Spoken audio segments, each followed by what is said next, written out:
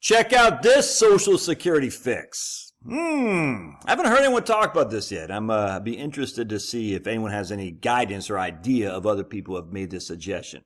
And this is not a one fix, won't fix the whole thing, I guarantee you. But it'll take a step in the right direction for sure. And remember, Social Security is going to be fixed. It has to be, because it is the default retirement program for every American. That's just a fact. Well, 95%. So it is bankrupt. And it will be fixed. These two things are 100% correct. The question is how they're going to do it. And they got to do it fast. That's, we got 10 years of even that. So this is, I'm not worried about it all. They're not going to cut benefits, but how the benefits are funded is a cause for concern, because if liberals take charge again, that could be bad. So the Republicans need to start throwing some solutions out there as opposed to just saying no taxes ever. Anyway, so check this out. So I'm reading James Paterba's article right here, or white paper from MIT. This is dated 2014. All right, you can see right here, May 2014. And this right here, this chart is wrong, is incorrect, even though he's from MIT, Josh. He knows more than you because you're just a guy in your t-shirt and your bun shaved, blah, blah, blah, blah. Well, he's wrong here, and he actually cites that it could be incorrect, but he still lets it go out there into the ether. And I'm like, why did you do that? If you know there could be some issues on it, I don't understand why you use this, because 11 years later, we still got some fools using this data as if it's sacrosanct just because it's some dude from MIT. Because how dare you challenge a guy from MIT? Ugh. I'm like, don't you know who Jonathan Gruber was? An economist from MIT. He got Obamacare through because he had to rely on the stupidity of the American people. His words, not mine. Idiots. But we're still going to use this. So check this out. We see percentage of total income from, and again, this is in 2013 current population numbers. We know that's wrong, just FYI, but it still gives us something to chomp our teeth on. Percentage of total income for the bottom of three quartiles of income. Social Security provided more than 50% of the total income for the bottom three quartiles, all right? The highest quartile, though, less than a fifth of the income was from Social Security. And this is for people who are 65 and above. Just keep that in mind. The highest quartile, the highest 25%, they got the bulk of their income from earnings. Remember, these are people over 65. They got the bulk of their income from earnings. Isn't that interesting? So what does that tell us? So I went to look back here. Check this out. If I can find it, hang tight. So I asked Grok, I said, in 2024, what is the income breakdown for Americans over 65 in terms of Social Security, earnings, assets, and other sources? And then Grok came back with this. Very interesting. Social Security accounts for just over half of total income, approximately just about 57% in 2017. The average, okay, right here. So we're saying right here, Social Security about half of total income for Americans who are over 65. Okay, interesting. That means the other incomes come from someplace else. Where is it coming from? Oh, earnings, the second largest source of income, contributing about 19% of total income, was for earnings. Interesting. So they gave us this data sheet. I'm going to show you this download. Watch this. Source of income, people 15 years or older by income, blah, blah, blah, blah. And I said, I just want to go to source of income for people 65 and older, all races. So I clicked on this guy, and this is from the Census Bureau, the updated current population survey, which has been, I'm not going to say fixed, but it's better than it was in 2014 when Paterba wrote this white paper that still gets people thinking it's all that a bag of chips. I don't get it, but whatever. All right, let's check this out. All right, so these are all the people they surveyed, 57,000 people, all right, and these are all people over 65 years old.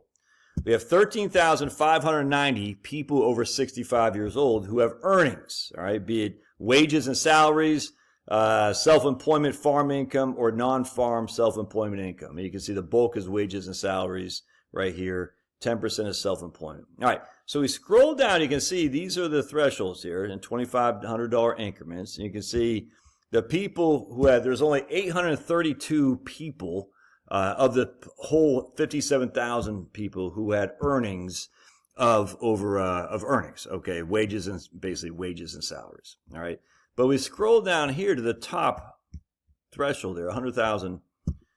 A third of all people, about a third of all people making over 100,000 who are over 65 have earnings. All right, that's interesting to me. Why is that interesting to me? Because my thought process is, what if we got rid of the earnings test or increased the dollars that are not subject to the earnings test, i.e., right now I think it's like $22,000. If you're on Social Security and you make more than $22,000, you will have a portion of your Social Security benefits withheld. All right, now you do get it back, but it's amortized over your lifespan once you hit full retirement age, and that's you never get. Well, I shouldn't say never. You probably won't reclaim all the benefits that were withheld. So basically, if you're under the age of your full retirement age, 67. You really should not work unless you're going to make, $20,000 or something like that. So that disincentivizes people to work. That's just a fact, because if you work and you're under the age of full retirement age, you will get your benefits reduced. It won't be permanent necessarily, but it could be depending on your life expectancy, whatnot. So I said, what if we increase that benefit base, i.e. the earnings test? We say, $50,000 or even $100,000. You can take Social Security early and work as long as you don't make more than $100,000. If you make more than $100,000 and you took Social Security before a certain age, you will lose some benefits. But if you're making less than $100,000 of earned income or self-employment income or farm income, all right, and you're under your full retirement age, you don't get any wages withheld. This would encourage people to work, but while they're taking Social Security, even if they're not their full retirement age. But on the backside of it, though, as we have so many people, a third of the people who are 65 and older making basically all the income from earned income, labor, those are the white-collar professionals, the professors and things of that nature. Those are the people who are probably not in high laborious jobs. Not all of them, I grant you. There'll be some guys who are 72 years old and still digging ditches, I grant you. But I would go on a ledge to say the vast majority of those people are professors, hedge fund managers, researchers, and stuff like that, who are working in air-conditioned cubicles and whatnot, making over $100,000. So what we should do is we should say they can't get their full Social Security until they're 75 years old, something like that. If they're still working, they will have the earnings test apply to them for anything over than $100,000 of earnings up until the age 75. That way, it's kind of like a reversal of increasing the full retirement age. We're increasing the full retirement age for the wealthy, and I say wealthy in this case, making over $100,000 a year of earned income or self-employed income. Those are the people who are 72 years old, professors who don't want to retire, and that's fine. You just won't get your full Social Security benefit until you hit 75 years old if you're still making over $100,000 a year. And if you decide to take Social Security at 70 and you're making over $100,000 a year, you will be subject to a new earnings test. You will lose some of your benefit. And it won't be replaced once you hit a certain age. It's just gone. So what we're doing is we're going to encourage the lower income people to work longer. They can still get Social Security if they want. They can still work longer, and they won't be subject to the earnings test. So they can still get a part-time job. Let's say you're freaking a guy digging ditches your life. Now your back hurts. You're like, I'm just going to go work at, I don't know, changing tires at Walmart. Or I'm going to go work part-time in the library. Whatever it is, I don't care. I'll make $40,000 a year, but I would like to get my Social Security because I don't think I'm going to live beyond 75 years old. Well, we still want that guy to work. We don't want the guy not to work. We don't want to reduce his benefits. That's not good. So we say, no, we're still going to allow you to work, and you still get your full retirement age benefit. You won't be subject, or you're not your full retirement age. You'll still get your benefit that won't be held back because of the earnings test. So you can stop your crappy old job digging ditches, go work in a library, making $50,000, $60,000 a year, and still get your full Social Security benefit. Again, it will be reduced because you're under your full retirement age, but it won't be reduced because of the earnings test. You see what I'm saying? On top of that, if you're some freaking hoity-toity, good time rock and roll plastic banana professor at Harvard, and you're still plugging out research papers at 73 years old, and you're making over $100,000, you can take Social Security, but you will be subject to an earnings test, and it won't be replaced upon hitting that whatever threshold of 75. So we're going to encourage you to do one of two things, either stop working or continue to work, but don't take Social Security to get your full benefit until you hit a certain threshold.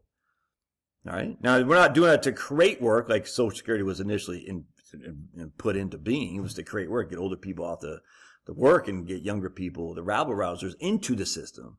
we're not doing that to create work. We're doing that to say, hey, man, you got it pretty good, man. We're essentially increasing the full retirement age of white-collar professionals who are still going to make more than $100,000 from labor, and yet are going to take Social Security. Those people will have their full retirement age increase essentially by being subject to the earnings test. I have no idea how much money that would raise. I don't know, but I just see that a third of the people who are 65 and older have earnings. All right, look at that. Now the median earnings is only $39,000, so we'd have to, but that's median for the entirety of these group right here. That's everybody. I have a sneaky suspicion this group right here, $100,000 or over, that is their earnings. A lot of that's going to be their earnings. So even though the median is low, I got a sneaky suspicion for this age group, I bet the median is over $100,000. I bet it's over $100,000. And as such, we're going to encourage those people we're going to increase the retirement age, full retirement age for those people. Now, it's something to think about. I don't know how much that raised, but it's a step. And it can acquiesce the Democrats who want to tax the higher earners, and also acquiesce the Republicans who want to increase the full retirement age, while also allowing for the younger people, 62, 63, who are in laborious jobs, to quit their laborious jobs, take their Social Security without being subject to earnings tests, and get another job as well. Yeah, something to think about. All right, God bless. Let me hear your thoughts and smash. We'll see you. Smash that like button.